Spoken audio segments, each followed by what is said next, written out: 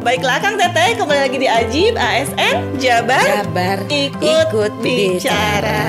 Ajib.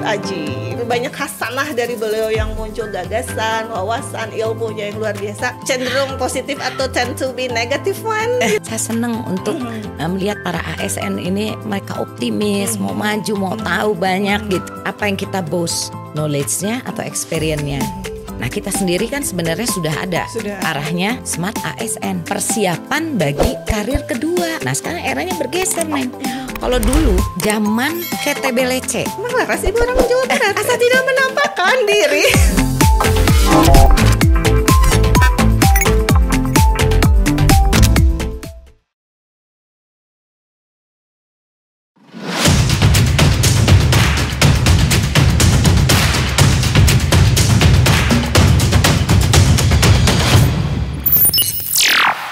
Ya, bismillahirrahmanirrahim. Assalamualaikum warahmatullahi wabarakatuh. Waalaikumsalam warahmatullahi wabarakatuh.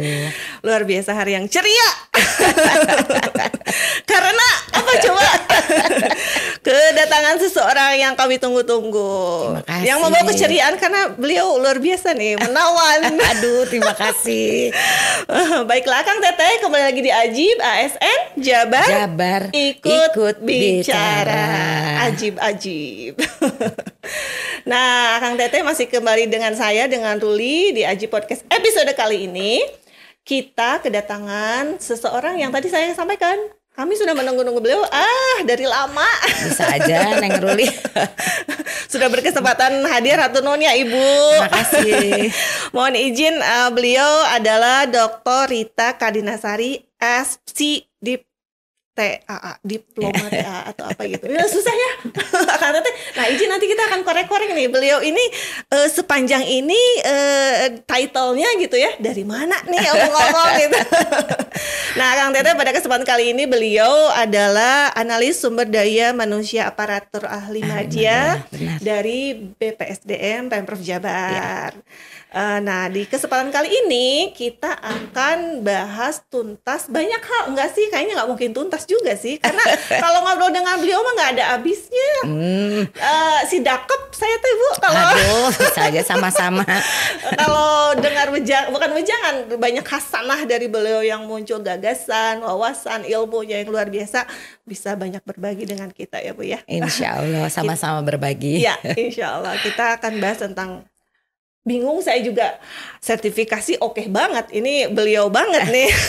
Fungsional empunya banget. Nah, lalu berikutnya juga tentang satu hal lagi, psikologi pemerintahan. Itu juga hal baru nih untuk saya. Tapi kita akan coba meramu, ngobrol-ngobrol aja ya Bu ya. Izin ya. Oke. Baik, Ibu damang ya Bu? Alhamdulillah nih. Hatur nuhun, sudah sumping sekali lagi.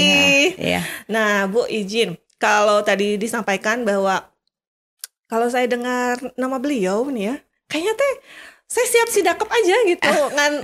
Ngadangukeun apa lagi nih yang ada dari beliau gitu kan. Dan saya sepakat mungkin banyak pihak juga merasakan hal yang sama gitu. Terutama dan ternyata kan di jajaran di pihak kementerian juga di pusat juga luar biasa ya. Beliau itu begitu terkenalnya ternyata. Luar biasa kita mendapatkan kesempatan untuk ngobrol nih. Bu izin. Nah, tadi kalau saya perkenalkan Ibu sebelum kita ngobrol-ngobrol jam into, kalau istilahnya jam into ke secara eksplisit apa yang akan kita bahas. Tadi kalau saya baca nih Bu ya, mohon izin.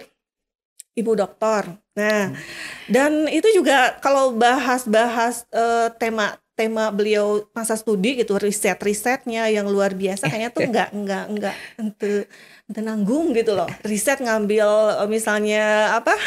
Di kecamatan saya. Ya berapa ratus gitu kan ya Bu ya. Lalu berbicara tentang sertifikasinya itu tadi juga ternyata ada kaitannya dengan lembaga di Australia Bu ya, di salah satu kampus mungkin betul. Mohon izin tuh Bu, biar kita termotivasi nih mengejar jejak beliau gitu ya. Ya. Oke Neng Ruli, terima kasih ya. Lot of compliment hari ini membuat hampir mau terbang nih. Jadi saya pegangan kursi keras-keras. Aman Bu. Iya. Jadi sebetulnya saya tuh sama seperti pegawai yang lain ya, memulai karir itu di kementerian tadinya, di Kementerian Pariwisata sebagai Widya Iswara, sebagai tenaga pengajar. Nah, lalu pada suatu kesempatan ada pekerjaan dengan Pemprov. Nah, ada pekerjaan dengan Pemprov waktu itu, setelah selesai pekerjaannya, terus ditanya, kamu kan orang Jawa Barat gitu. Bisa bantu nggak bikin kelompok kerja? Nah, zaman itu masih biro gawean ya. Ya, akhirnya kita bikin kelompok kerja SDM aparatur yang menyajikan layanan-layanan individual sebenarnya. Jadi Jawa Barat sebenarnya udah hebat ya, udah maju banget. Itu tahun 2004 ya. Nah, setelah itu saya itu sudah tahu bahwa saya itu kayaknya nggak ada kapasitasnya untuk menjadi struktural gitu. Jadi banyak hal yang membuat saya memutuskan saya di fungsional. Tapi gimana, kan nggak ada WI di Biro Kepegawaian. Pas waktu itu pimpinan-pimpinan di Jabar berkonsultasi dan ternyata lagi dibikin jabatan fungsional baru gitu ya. Akhirnya saya dilibatkan, cemplungin, Bu Rita kesana ikut biar tahu gitu. Nah akhirnya sebenarnya juga analis kepegawaian dulu ya namanya. Sekarang jadi keren banget ya. Keren banget. Kita nih HRD plat merah gitu ya. Nah dulu itu sebenarnya analis kepegawaian itu dibuat juga untuk mengakomodir penghapusan eselon 5 gitu. Jadi sebenarnya penyetaraan dan sebagainya tuh bukan hanya sekarang ya, udah gitu. Zaman kapan ya, ya? Betul. Nah akhirnya kebetulan juga di Biro Kepegawaian ada CPNS baru ya, juga sama-sama dari psikologi. Akhirnya kami mengembangkan kelompok kerja SDM itu. Nah setelah itu saya kalau waktu dulu tuh ya fungsional nggak kayak sekarang gitu ya, barisnya aja kita bareng dengan pegawai yang lain gitu. Akhirnya lama-lama ada kan kita kan kalau memperlakukan orang kalau nggak bisa dengan pemberian, dengan perlakuan dong. Betul. Ya. Nah mulai waktu itu ada perlakuan yang berbeda pada fungsional. Barisnya tuh misah, bajunya disuruh bebas gitu ya. Itu polisi dulu ya. Mungkin Neng Ruli ini belum jauh-jauh jadi PSD ya, mungkin masih SMA apa kita udah jadi analis gitu. Nah setelah itu berkembang profesi analis kepegawaian ini saya coba geluti gitu. Nah ternyata kok menarik gitu. Nah setelah itu ada muncul banyak pendekatan kompetensi. Apa sih kompetensi itu gitu ya. Setelah digali kok ini menarik. Nah kebetulan saya itu pernah dulu nganter ayahnya anak-anak ke Australia. Nah di sana saya juga nggak mau kehilangan kesempatan belajar. Saya waktu itu mengambil sertifikasi konseling karir gitu. Nah jadi itu saya tanya di guru saya, kalau ilmu kompetensi itu gimana sih gitu ya. Nah terus mereka bilang kamu mesti ambil sertifikasi ini untuk mengerti mengenai kompetensi kerja gitu. Nah, akhirnya udah saya ikuti ya, saya jalani saya kursus. Itu kan dulu masih pakai itu Neng, pakai pos, pakai modul. Iya. Ya pakai modul gitu. Terus dijawab, dikirim lagi sampai ujian akhirnya gimana ya? Kan saya bukan tugas belajar gitu ya. Gimana nggak ada dana gitu ke Australia. Nah itu yang saya tidak terlupakan, mungkin juga bisa kita ambil hikmahnya ya. Waktu itu dosennya bilang gini, ya udah Rita, kita pergi ke Bali. We do holiday, you do your exam. Gitu. My goodness, ya. Jadi benar-benar namanya kita mau meraih pendidikan itu dibantu gitu ya. Nah itu mungkin yang merasuk ke dalam pengalaman saya. Nah di situ saya berpikir bahwa kita sebagai analis kepegawaian mesti yang pertama kali mesti mau membantu orang lain gitu. Nah setelah itu diploma TAA itu training dan assessment gitu. Jadi di dalamnya ada beberapa kewenangan. Nah, namun kembali ke analis kepegawaian, dari situ profesi ini sangat keren. Dari mulai calon pegawai sampai purna itu menjadi ruang lingkup tugasnya gitu. Nah, jabatan fungsional ini kalau saya ibaratkan sebagai koki gitu. Jadi how to meracik ya satu support untuk pimpinan mengambil keputusan gitu. Jadi sangat menarik. Nah dari situ karena saya ikut dari awal gitu, analis kepegawaian yang dari awal. Jadi itu kayak udah seperti anak kandung ya, berat mau ditinggal gitu. Nah dulu itu hanya sampai jenjang madya, tidak ada jenjang utama gitu. Dan saya mencoba setia, dijawab nggak apa-apa gitu ya. Gitu. Karena menurut saya apa sih yang bisa diwariskan untuk analis-analis kepegawaian yang selanjutnya. Karena analis kepegawaian ini menjadi sentral bagi fungsional-fungsional lainnya. Pokoknya saya meni atoh ya sekarang mah meni jadi keren ya, jabatan fungsional banyak yang nyari gitu ya. Menurut saya pintu telah terbuka gitu. Dan kita PNS alhamdulillah diberi kesempatan untuk punya identitas profesi. Betul. Gitu. Betul. Yeah. Which is very important. Very important. Iya. Untuk well-being kita gitu. Kita selama jadi PNS nih, kan PNS tuh kerjanya panjang Neng. Dari masih gadis sampai menopause. Masih jadi PNS gitu. Dari masih gadis sampai punya cucu. Ya.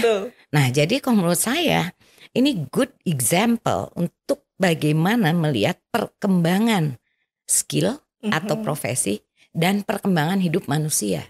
Karena rentang waktunya, masa kerjanya yang panjang.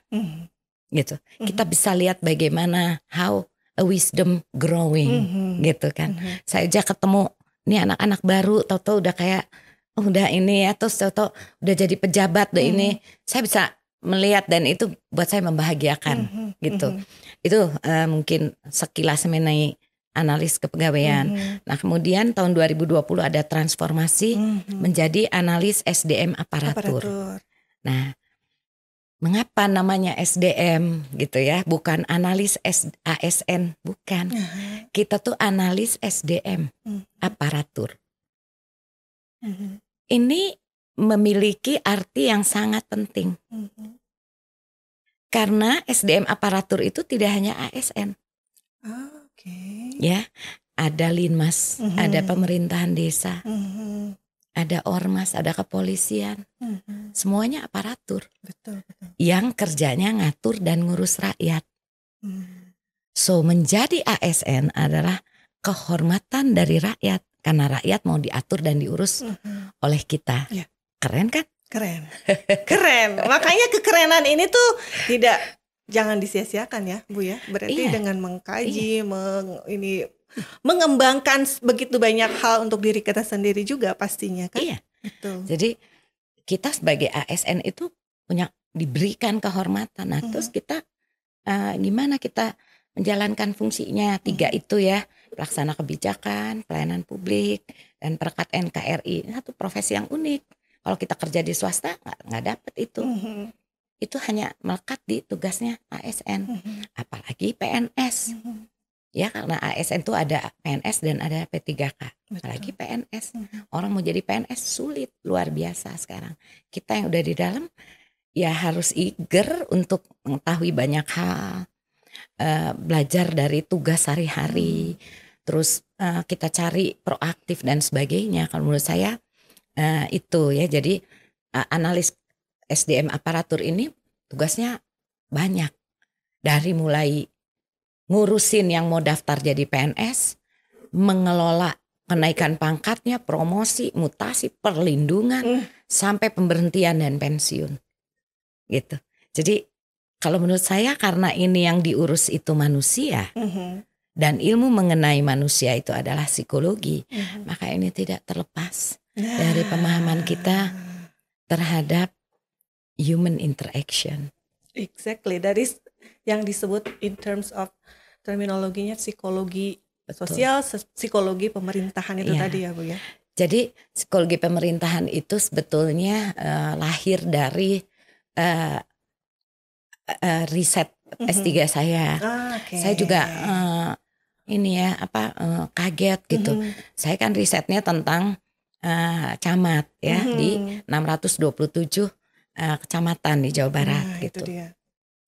Ya pengalaman itu mengantarkan saya kepada aduh, Jawa Barat tuh kok ini ya, tanah air saya ini kok luar biasa gitu ya.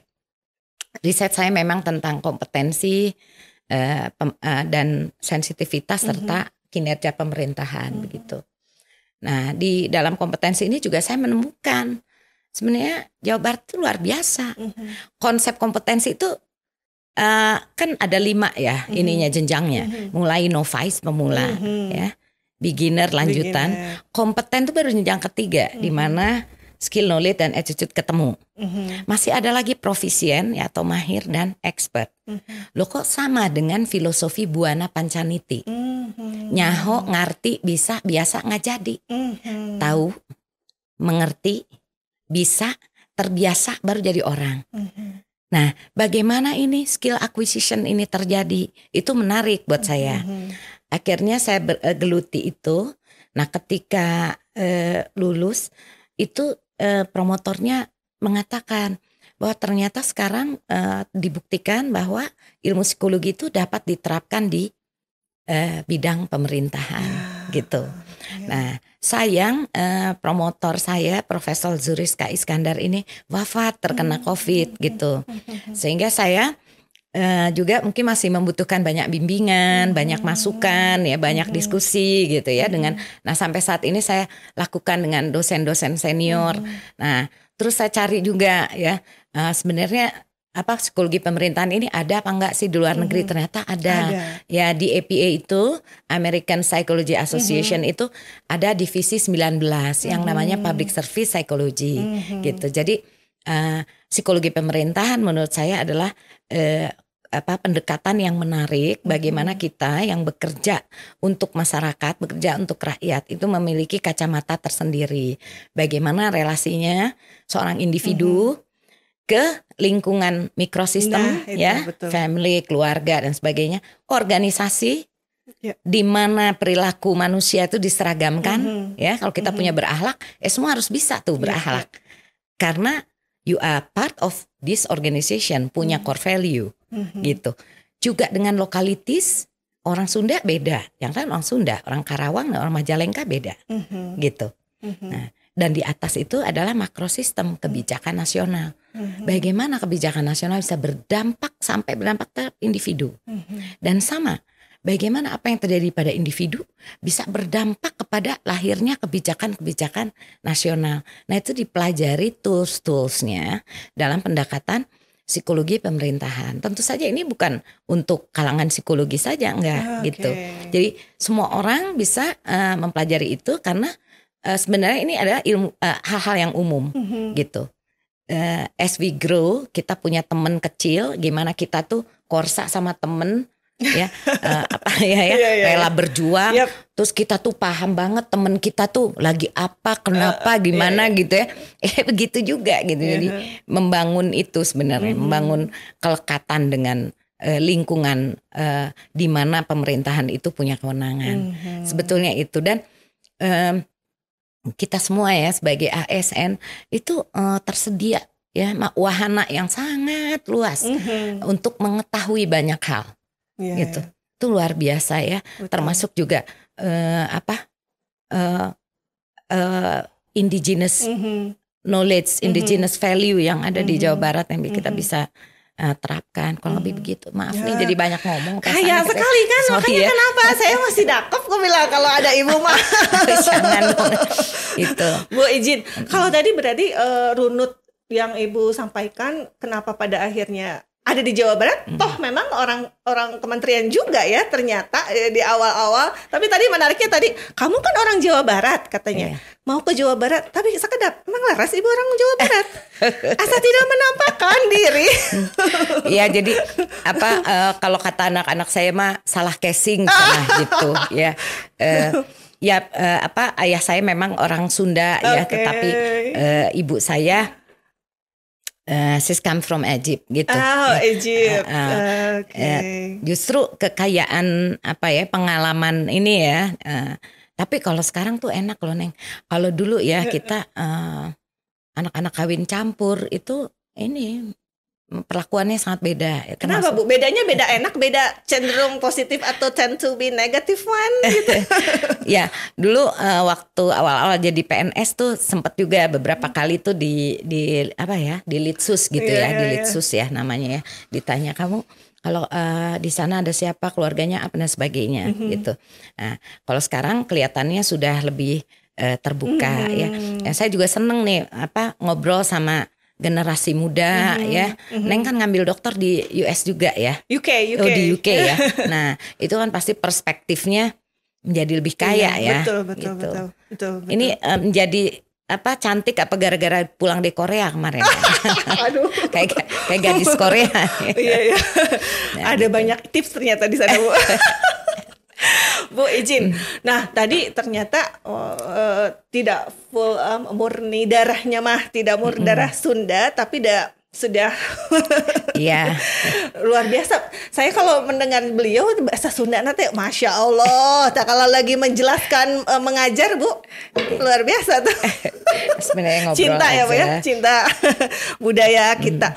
Baik Bu, izin tadi juga ternyata runut dengan yang tadi disampaikan dari Australia itu ternyata mengikuti pendidikan kalau diistilahkan sekarang distance learning ya Bu ya. Distance learning. Dan itu luar biasanya saya tertarik tadi. Betul Bu, di highlight bahwa kalau kita ada niatan, apalagi itu niatan baik, pasti Allah tuh bukakan jalan gitu, betul ya Pak. Dan terbukti ketika Ibu mau ujian, pengujinya yang datang ya, in terms of holiday, tapi terus terang itu kan zaman dulu ya Bu ya. Itu buat saya tuh ini banget ya. Jadi maksudnya kok ini orang mau banget ya saya maju gitu. Nah itu kita juga makanya saya sekarang bekerja di BPSDM. Saya senang untuk melihat para ASN ini mereka optimis, mau maju, mau tahu banyak gitu ya. Which is kita juga banyak program sebenarnya gitu yang bisa dimanfaatkan oleh akang teteh semuanya ya, betul. Ya. Dan sekarang tuh kayak lebih terbuka sekali untuk belajar. Gitu. Betul. Dan Ibu berada di pusatnya gitu ya, di BPSDM, walaupun ya tidak menutup kemungkinan kan perangkat daerah juga kan begitu banyak kalau diistilahkan tacit knowledge-nya atau apapun pasti ada mumpuni di setiap perangkat daerah. Tapi kalau kita berangkatnya di BPSDM itu kan gudangnya. Ya justru kalau kita mungkin Neng Ruli pernah dengar Korpu ya. Korpu itu sangat bertumpu pada kemampuan atau kapasitas praktis yang cepat gitu ya, yang ada di OPD gitu. Jadi sebetulnya kita di BPSDM ini kenapa kan dulu Badan Diklat ya, sekarang beda aja BPSDM. Karena selain dari pengembangan kompetensi, kita juga itu memiliki layanan pengakuan kompetensi yang ada di LSPPDN. LSPPDN ini lembaga sertifikasi penyelenggara pemerintahan dalam negeri. Nah, ini yang unit kerja atau kelompok kerja sebenarnya karena itu tidak di struktur ya, yang disediakan agar kita memiliki pengakuan legal formal terhadap kompetensi kita. Kan kita nggak bisa ngaku-ngaku sendiri. Nah, saya pintar nih. Saya keren loh. Saya terbaik di Indonesia misalnya. Nah, itu kita butuh eviden ya. Nah, kita nggak bisa ya. Aku banyak duit, mana buktinya? Gitu ya. Ini rekening gitu ya, misalnya ya, rekening koran dan sebagainya. Nah, itu eviden ya, kurang lebih seperti itu. Jadi itu akan berjalan beriringan. Nah sekarang dengan banyaknya dan perubahan sistem ya, policy nasional ya. Coba kita bayangin gimana 5 tahun lagi yang anak-anak sekarang kuliahnya tuh udah dengan merdeka belajar. Mereka udah tahu sistem kerja di industri. Mereka juga magang ya, berapa magang tuh di BPSDM, ada juga yang magang. Terus nanti kalau jadi CPNS tuh gimana? Kalau jadi P3K gimana? Kalau mereka kerja gimana? Gitu. Nah, apa yang kita boast, knowledge-nya atau experience-nya gitu. Nah, ini juga menurut saya menjadi refleksi buat kita semua juga nih menghadapi generasi-generasi ke depan ini. Siapa yang mau duduk di sini gantiin Neng Ruli atau gantiin saya ke depan? Betul. Gak juga. Gak sekarang secara keilmuannya, secara tadi semangatnya itu kan sesuatu yang tadi Ibu sampaikan. harusnya terus bertumbuh gitu dari generasi ke generasi, walaupun yakin Ibu tadi sampaikan optimisnya itu ya anak-anak sekarang atau ASN-ASN yang sekarang Ibu lihat optimismenya tinggi dan lain-lain, tapi ya itu dia semangatnya harus dipupuk nih biar banyak ibu-ibu seperti Bu Dr. Rita nih. Nah, sekarang juga banyak yang hebat-hebat ya, dan mereka sangat kelihatannya sekarang ini ada kebanggaan tersendiri justru kalau masuk jabatan fungsional. Nah itu gitu. dia. Kalau diistilahin mah seksi katanya, atau jadi tujuan banyak orang sekarang tuh ya Bu ya. Ujikom di mana-mana dipantengin nih. Kapan nih gitu ya. Iya gitu. Kalau dulu ini ya sangat berbeda deh pokoknya dari sisi pemberian dan perlakuan ya. Kalau sekarang dari Jawa Barat ini alhamdulillah ya, saya kan mengalami dari mulai tunjangan TPP itu berapa jauh banget gitu buat fungsional. Sekarang yang Madya itu bisa sama pejabat administrator gitu. Sekarang kita tinggal pikirkan how to return, kita mau membalikan apa gitu ya. Kalau menurut saya justru kita mesti ambil kesempatan untuk kita bisa berkontribusi di mana, di organisasi yang paling kecil sekalipun, dimanapun ambil gitu. Nah, kalau dalam konsep teori konsepnya psikologi pemerintahan, justru human capital yang dibangun di organisasi ini harus kita dorong menjadi sosial capital. Sosial capital. Ya, nah kan garisnya kita tuh udah jelas ya. Neng Ruli mungkin pernah dengar ya, Pak Presiden tuh pernah menanam kapsul tahun 2015 yang akan dibuka di tahun 2085. Exactly. Ya. Itu kita punya cita-cita, kemampuan kita tuh mengungguli bangsa-bangsa lain. Nah, gimana kita bangun SDM unggul selain di pendidikan? Di sini di instansi pemerintah. Kenapa? Karena mereka punya kesempatan untuk kontekstualisasi, they can contextualize the skill.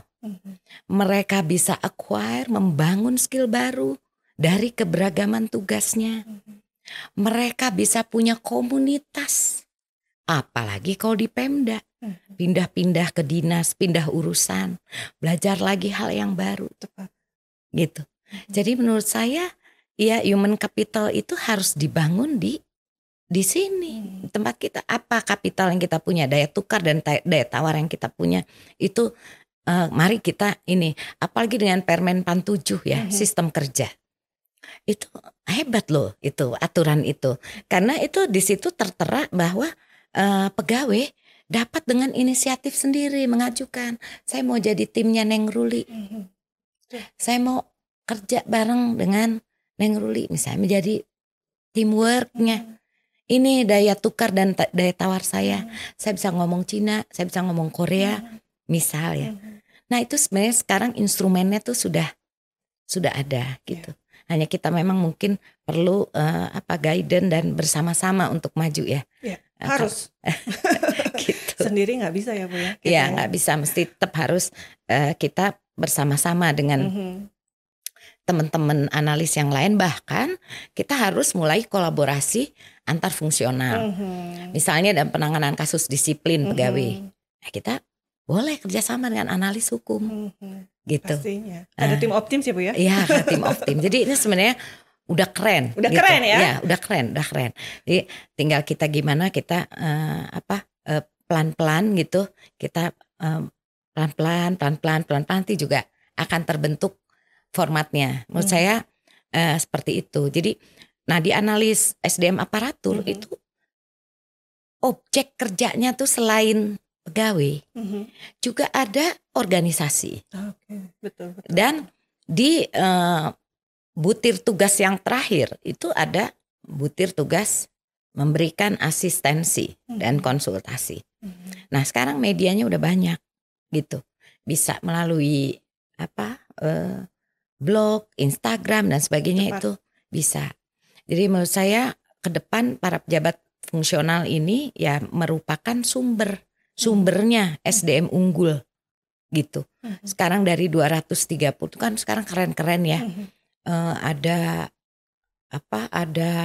penilai pemerintah. Betul. ya yang mengapraisal gedung-gedung gitu. Terus ada banyak sekali, ada pengawas K3 yang mengawasi keselamatan kerja. Nah ini kan bisa dikontekstualisasikan. Ada analis kebakaran, ada inspektur ketenaga listrikan. Itu range of skill yang menurut saya sangat mahal. Betul, Bu. Berarti menurut Ibu apa nih PR-nya? Kalau misalnya kalau Ibu tadi sampaikan, kita alhamdulillah ya, gerbang sudah terbuka lebar gitu dengan begitu banyak fungsional yang tadi udah spesifikasinya tuh udah mumpuni ya di perangkat daerah masing-masing sudah begitu detailnya gitu. Menurut Ibu apa lagi nih yang mesti embedded gitu di profesi-profesi yang sudah ada di teman-teman ASN ini gitu, teman-teman PNS yang cenderung fungsional itu apa lagi nih? Jadi kan sekarang alhamdulillah ya PNS, terutama PNS di Jawa Barat ya, itu secara basic ya, cost untuk kehidupan itu tidak kurang. Betul, sepakat. Nah, biasanya kalau orang perutnya udah penuh, kantongnya ada isinya, mereka mau aktualisasi diri, gitu. Mereka mau dapat pengakuan, mau dapat apresiasi, mereka mau kontribusi, gitu. Apalagi pasti deh Kakang Teteh juga setuju ya, bahwa sebaik-baiknya manusia itu kan yang paling banyak manfaatnya. Nah, sehingga peluang untuk aktualisasi diri mulai dari level individu maupun di dalam tim dan organisasi ini harus mulai kita lebarkan, bukakan gitu. Jadi nanti ada Neng Ruli, ada siapa analis-analis SDM aparatur muda yang lain. Mereka akan menunjukkan ininya ya, menunjukkan kompetensinya yang nantinya itu bisa saling mengisi dalam mencapai kinerja organisasi. Ya, sekarang kan sebenarnya ajang aktualisasi dirinya sudah ada EOTM, ya, terus ada PNS berprestasi, ya. Tepat. Nah, tapi mungkin nanti ke depan kita bikin work skill competition, misalnya gitu ya, untuk yang pegawai-pegawai yang memang kerjanya itu rutin, gitu. Seberapa cepat, seberapa akurat, gitu. Mungkin itu menarik gitu ya, untuk kita bikin work skill competition ke depannya. Nah, kemudian juga mungkin yang Ruli tahu ini ya, media LinkedIn ya. Nah, ya itu bukti bahwa kita sebagai individu yang udah mengembangkan kapasitas dan sebagainya itu butuh orang tuh supaya tahu nih saya siapa dan saya bisa apa. Nah di situ saya suka melihat ya, oh ini risetnya apa saja, sudah melakukan apa saja. Jadi kayaknya kalau kita bikin LinkedIn untuk versi Jawa Barat juga menarik. Misalnya kan bisa tahu ya kalau misalnya milih tim gitu ya, siapa sih yang punya pengalaman di UK nih. Oh Neng Ruli, oh kita mau ada kerjasama sama UK. Ya udah Neng Ruli masukin di team of team kita misalnya gitu ya. Jadi kalau menurut saya ke depan tuh mesti dibuka ruangnya. Selain itu kita sebagai ASN juga nggak bisa mengandalkan kumaha BKD abdi mah kumaha BPSDM sa dipanggil ya kita mesti proaktif menurut saya gitu. Dan kan ini kita bekerja ya sekian tahun lamanya. Kemudian di ujung itu kita akan kembali ke masyarakat juga. Nah, jangan menunggu nanti gitu. Jadi kontribusi itu bisa juga di masyarakat gitu. Nah, makanya ada dibedakan ya. Kalau dengar teorinya Perry itu kan ada public service motivation. Nah, sekarang itu lagi ngetren. Di mana-mana meneliti itu. Kemarin ada penelitian di pegawai BPS, ya banyak sekarang instansi pemerintah meneliti teori Perry itu, ya public service motivation. Ternyata ada bedanya di situ, ada kerelaan sacrificing, ada patriotisme, ada ketertarikan untuk hal-hal civic gitu, hal-hal kewarganegaraan gitu. Ini orang asing yang ngomong gitu. Nah kita sendiri kan sebenarnya sudah ada arahnya, yaitu Smart ASN. Ada 8 aspek di situ. Ada bahasa asing, entrepreneur, ya, termasuk nasionalisme, termasuk integritas. Nah tinggal kita ikuti itu. dan kita bisa merefleksikan itu, saya udah ada di mana gitu. Jadi jangan misalnya gini, dah saya mah 4 tahun deui ge pangsiun nah tema bagian nu ngarora. Nah gitu ya. Nah, justru setelah pensiun ini kita harus membawa itu apa yang akan kita implementasikan lagi di masyarakat ketika kita akan kembali ke masyarakat. Nah, salah satunya itu adalah sertifikat kompetensi. Nah, itu dia. Tuh, itu menjadi persiapan bagi karir kedua. Gitu. Karir kedua itu maksudnya? Karir kedua itu kalau kita tidak lagi bekerja di instansi pemerintah. Gitu. Misalnya ditanya nih, Bu Rita, seberapa tahun jadi pegawai? 30 tahun. Terus diajar naon wae bisa naon wae eta teh. Bisa naon atuh. Kita kan enggak bisa. Nah, sekarang eranya bergeser, Neng. Kalau dulu ya zaman KTBLC. Ya. Tah eta si eta. Tahu enggak KTBLC? Halo saya, tetangga saya gitu ya. Kemudian bergeser zaman CV. Ya, kirim CV-nya. Iya. Sekarang bergeser ke pengakuan legal formal. Anda bisa apa? Minimal itu PBJ misalnya ya level 1. Betul. Itu kita kejar. Nih terutama yang muda-muda nih ya Akang Teteh ya. Karena itu penting. Kenapa? PBJ itu memastikan kita paham sistem transaksi di pemerintahan. Belanja barang jasa gitu. Nah, kemudian nanti kita cari sertifikasi yang lain. Banyak. Sekarang itu banyak, mau yang dari kementerian, ya kalau kita pegawai pemerintah memang harus pengakuannya dari kementerian. Atau mau yang bersifat profesional, misalnya certified Google, certified dari Microsoft, banyak. Betul. Gitu. Jadi saya juga kaget ya lihat anak-anak sekarang tuh ya, Ibu saya mau sertifikasi ini, tempatnya di sini, dan sekarang tuh nggak mahal sertifikasi luar negeri tuh, tidak mahal. Nanti kita mesti grab the challenge, ambil kesempatan itu. Kita bisa memiliki keunikan sendiri. Kenapa? Karena kita bisa terapkan di dalam konteks budaya yang beragam. Apalagi di Jawa Barat luar biasa loh.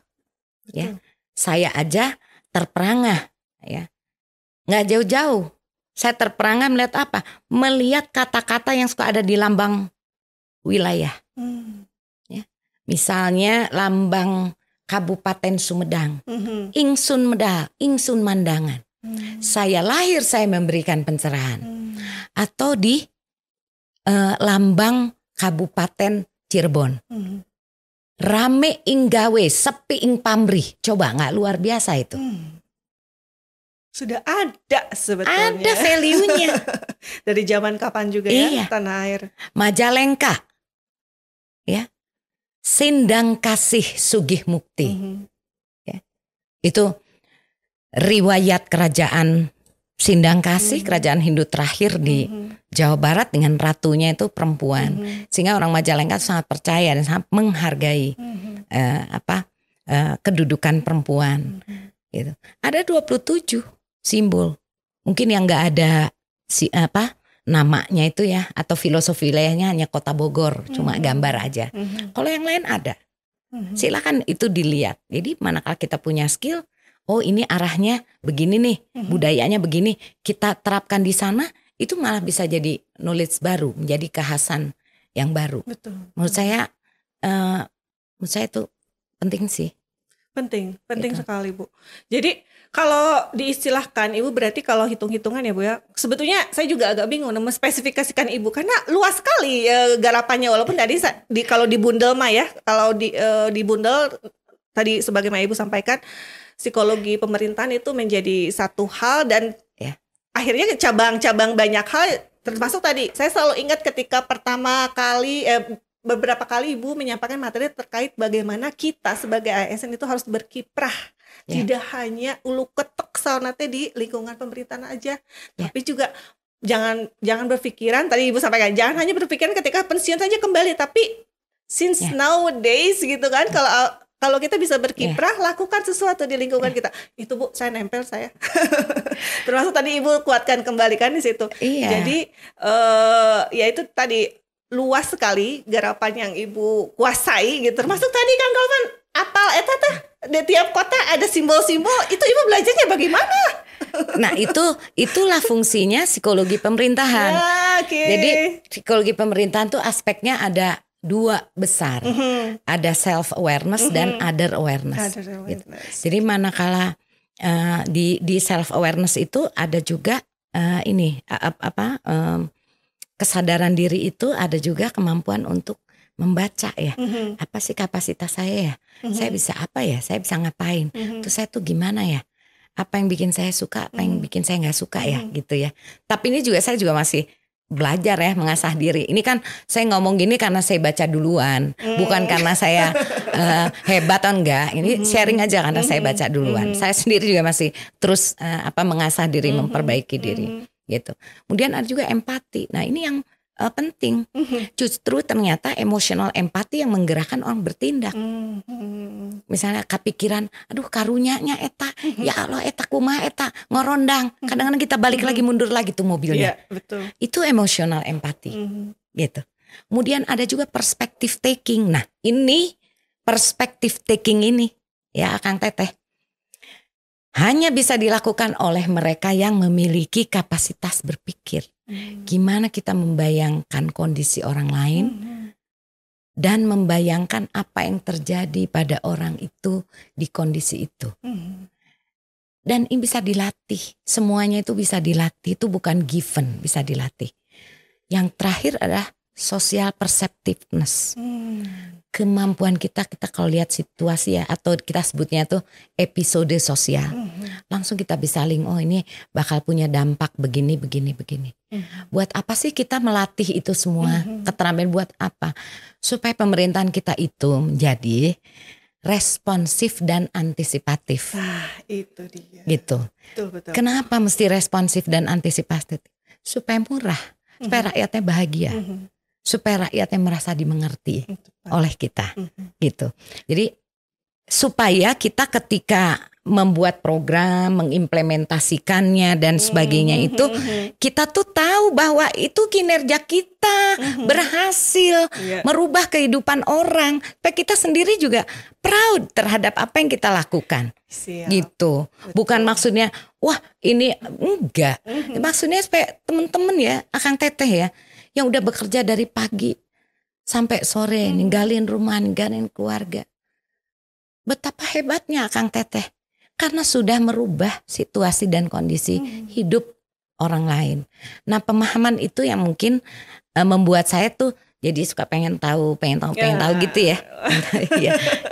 Berawal dari situ ya Bu. Berawal dari situ. Jadi kalau misalnya saya main ke kabupaten apa gitu, saya suka cari siapa sih tokohnya, gimana sejarah wilayahnya. Terus saya mikir ya itu kok bukan kita itu tuh mau siapa yang mempelajari. Tepat. Punah nanti ya Bu ya. Justru kita harus bikin tuh kamus local wisdom Jawa Barat. Banyak lokal coba. Kalau kita kaji Petata Petiti Cirebon atau 33 Taji Malela, mipit kudu amit ngalah kudu menta tararuas kubeja, itu luar biasa filosofinya. Tahu hartasnya? Yakin gitu? Enggak yakin. Jadi sebenarnya di ASN tuh ada kompetensi sosiokultural kan gitu ya. Nah ketika ini kita blended ya, nah itu tugasnya analis tuh. Ada salah satu butir kegiatan itu mengkaji lingkungan organisasi, mengkaji kebutuhan, kemampuan yang harus dimiliki ASN dalam menjalankan tugas tertentu, membuat standar kompetensi, itu tugasnya analis SDM. Justru analis SDM ini jangan menyerahkan lagi, merepotkan pegawai yang lagi sibuk melayani rakyat. Kita layani pegawai yang lagi melayani rakyat. Nih gitu. PR. Kalau menurut saya ya. Gitu. Betul Bu. Mereka butuh apa? Yuk kita bantu. Nah itu. Sepakat. Luar biasa kan nih, banyak hal nih yang harus. Makanya bisa nggak 2 jam Kang Kavin dengan beliau? Bu izin Bu. Ya. Untuk menurut Ibu nih, apa sih pesan nih yang mungkin bisa disampaikan kepada Akang Teteh ya, khusus Son misalnya tidak melulu sih harus analis saja gitu atau dalam hal ini fungsional, tapi untuk seluruh ASN di Jawa Barat dalam hal ini apa sih yang harus kita lakukan nih agar kita tuh smart birokrasi, smart ASN-nya tuh sesuai gitu, tidak hanya label-label, tidak hanya slogan-slogan, tidak hanya nama-nama saja, Bu. Izin tipsnya. Iya. Jadi gini ya, saya berangkat dari teori tentang kompetensi itu tadi, bahwa mereka yang expert, salah satu cirinya itu adalah memiliki intuisi. Nah, intuisi ini yang tidak bisa digantikan oleh teknologi. Itu ada dalam bukunya Dreyfus dan Dreyfus ya, judulnya Man of a Machine. Bukunya terbit tahun 86, bagus sekali isinya. Nah, sekarang kita mau tidak mau, suka tidak suka, sekarang sudah era digital. Itu sudah menjadi bagian dari kehidupan kita sehari-hari ya. Dan apalagi anak-anak ke depan. Nah, yang harus kita perkuat adalah bagaimana kita mengendalikan penggunaan digital. Jangan sampai mengurangi ya marwah pemerintahan itu sendiri dan mengurangi skill kita gitu. Jadi kalau gitu saya kursus komputer aja. Nanti kan saya bisa cari di komputer. Enggak juga. Tetap kita cari, tingkatkan lagi skill kita dan di mana teknologi digunakan, di mana kompetensi akan diterapkan, bagaimana memperluas kompetensi itu diterapkan menggunakan teknologi. Bukan berarti dehumanisasi. Gitu. Jadi kalau saya menyemangati, banyak juga yang ngobrol. Ya Bu Rita nih, kita kan nanti mau diberhentikan, diganti dengan teknologi. Enggak juga, teknologi nggak bisa menemukan sendiri ilmu baru. Teknologi nggak bisa ikut nangis kalau kita tuh cerita yang sedih. Teknologi nggak bisa berempati, gitu. Nah, di dalam dan di atas teknologi itu ada kita, pegawai sebagai expert yang mengendalikan teknologi-teknologi tersebut. Jadi saya setuju banget dengan digitalisasi. Kenapa? Karena cepat dan murah. Tetapi kita, Akang Teteh, kita jangan terlena juga. Kita mesti cari inovasi-inovasi dari skill-skill baru, knowledge, konsep-konsep baru. Yang tiap hari, sekarang tuh apa yang gak bisa? Sambil pulang setir mobil bisa dengerin. Di rumah juga bisa kita sambil dengerin. Menurut saya, dan ini tips aja ya dari saya, teman-teman Akang Teteh. Pokoknya kalau kita banyak mendapatkan hal baru, itu sebenarnya obat awet muda. Kenapa? Karena kita akan selalu tune in dengan anak-anak muda yang juga baru mendapatkan ilmu itu atau konsep itu, gitu. Jadi saya terima kasih Neng Ruli ya, dan juga pada BKD ya, sebenarnya ini BKD ini menjadi history buat saya ya, dan akan selalu tetap ada di hati saya bidang kepegawaian ini. Di atas kesempatannya bincang-bincang sekarang. Mungkin nanti ke depan kalau teman-teman atau Akang Teteh tertarik dengan psikologi pemerintahan atau tertarik mengenai pengembangan kompetensi dan sertifikasi, kita bisa silakan, kita bisa menjelaskan, kita punya menu apa saja sebenarnya. Siap. Sudah banyak, dan sebenarnya saya tuh suka bercanda Neng ya gitu. Analis kepegawaian itu dari mulai atau analis SDM aparatur itu harus hafal semua pegawai yang dilayaninya. Harus hafal kedudukan dan fungsi dari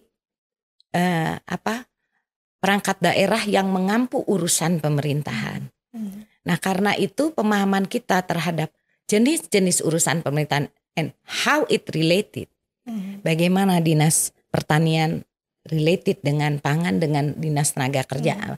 Bisa kita mulai dari kolaborasi antar fungsionalnya. Siap, laksanakan. Itu.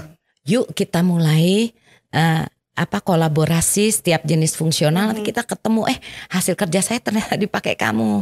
Hasil kerjamu juga menjadi input untuk hasil kerja fungsional yang ini. Mungkin itu kita bekerja, dunia kerja kita akan semakin meriah, semakin ceria, dan membawa keeratan dan kelekatan antar pegawai. Saya kira itu Neng Ruli. Masya Allah kan luar biasa sekali ini. Ibu hatur nuhun ya waktosnya, ilmunya, wawasan dan gagasan semakin memperkaya hasanah kita nih untuk Pemprov Jabar tentunya insya Allah untuk kebaikan bersama. Baiklah Kang Teteh, kita akan sambung lagi semoga ya waktosnya nanti ada beliau bisa mampir lagi, kita akan gali lebih dalam hal-hal yang berkaitan dengan sertifikasi, lalu ada lagi tadi psikologi pemerintahan dan banyak hal lainnya dengan beliau. Baik, Ibu mohon izin, apa katanya Bu? Ada pesan apa? Akang Teteh nu geulis nu kasep. Jangan lupa subscribe, like dan komen sosial medianya BKD Jabar. Ketemu lagi di episode selanjutnya hanya di Ajib ASN Jabar ikut bicara. Ajib.